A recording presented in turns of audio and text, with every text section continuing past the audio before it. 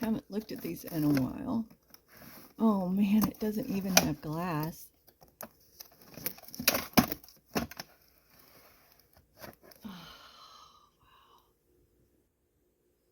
Hi, I'm Beth Saunders, and today we're going to rescue my parents. We're going to rescue their high school pictures from some old frames. Remember in my past video where I showed off my new craft room, and I didn't just want a craft room, I wanted an archives. I found things all over the house and pulled them all into one place and finally began to work on my family pictures and memorabilia. Well, I knew, I may have mentioned it, that I would keep finding things. And the other day I remembered my parents' photographs, I think high school portraits, and they were elsewhere in the house and need to be rescued. I remembered that the glass was broken, but I guess I must have thrown the broken glass away.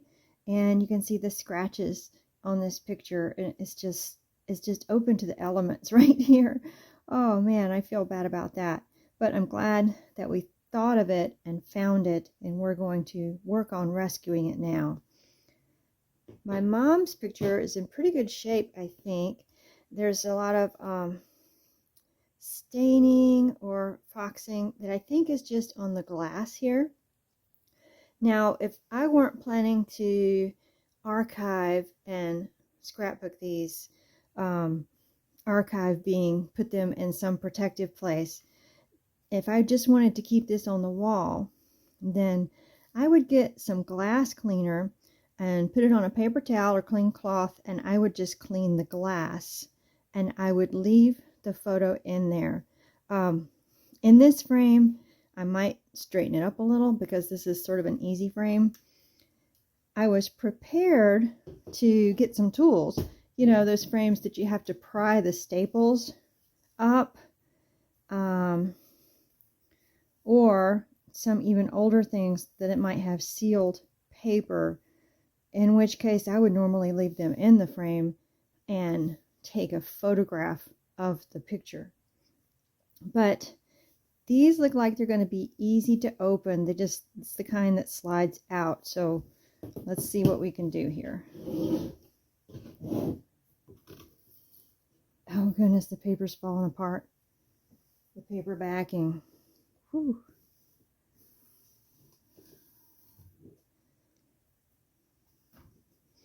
This looks like it's had some damp staining at some point. A couple of those. Just cardboard. Here is the picture. There's no writing on the back. Of course, I know who it is. There we go. All right. Yeah, we're going to set that aside for now.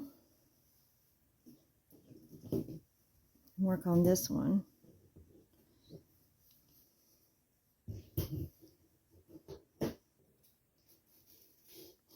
Okay, the whole thing wants to slide out. Let's get the cardboard out first, because I don't want to scratch it up.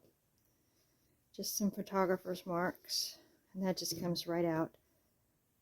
Oh yeah, it does have a little bit of staining, but most of those spots were on the glass here.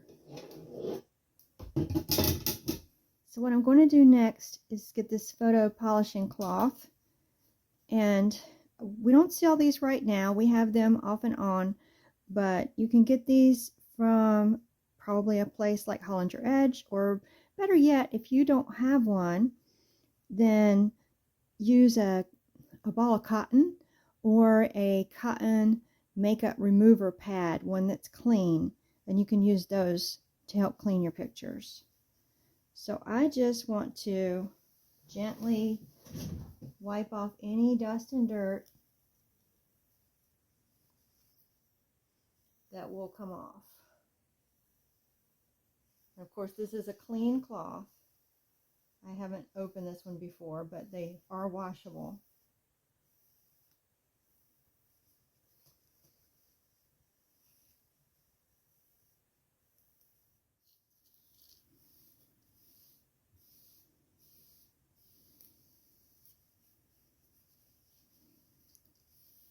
I keep going to clean parts of my cloth.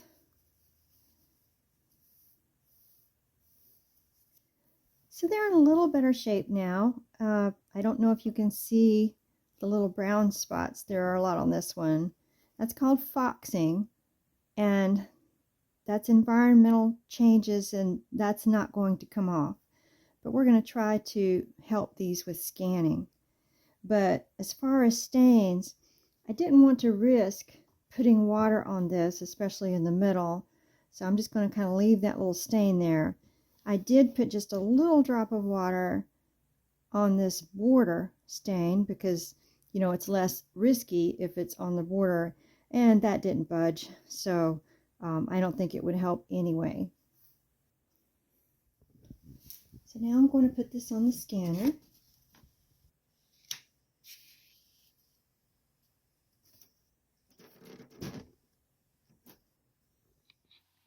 I've got my scanner set on reflective, which is for photographs instead of negatives.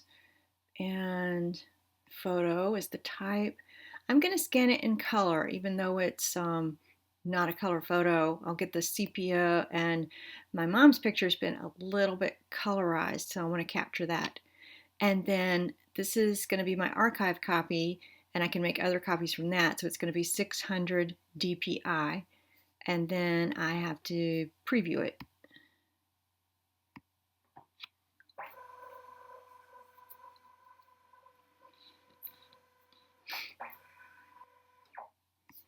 So I needed to preview it to adjust the frame here. Then I hit scan.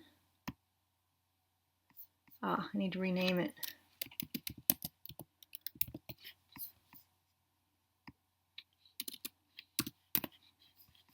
TIFF file.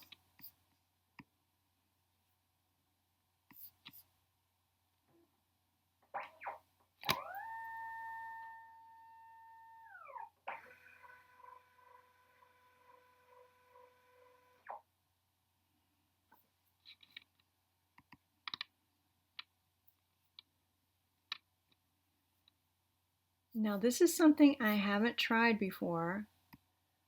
I'm going to use ChatGPT, and it looks like it won't take a TIFF file, so let me change this to a JPEG.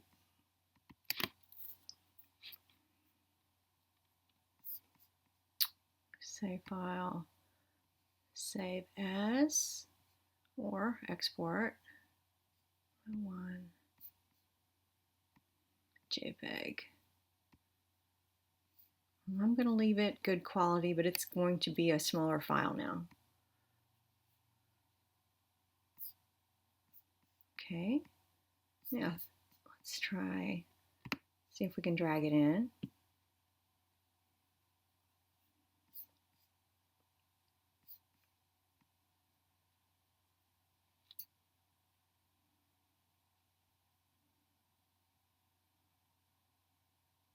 It's thinking.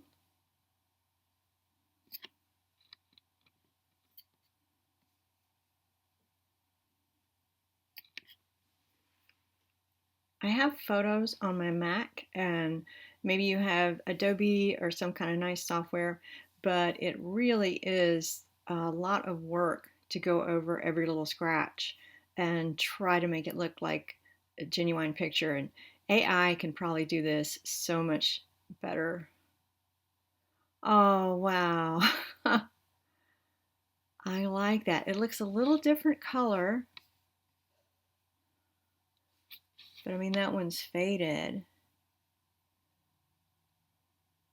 Looks like this eye is so much darker. But it was like that in the original picture, wasn't it? Cool. So here you see the difference. On the left is the original picture, and on the right, first try, is what ChatGPT corrected, which I really like it. You're going to see there's a big difference in quality.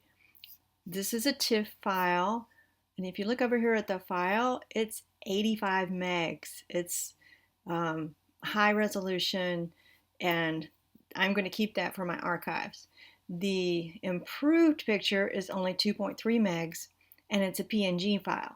But that's plenty to print for a 4x6 or 5x7 even. I'd have to calculate how big you could print it. If you expand it, you'll see that the quality is a little more pixely.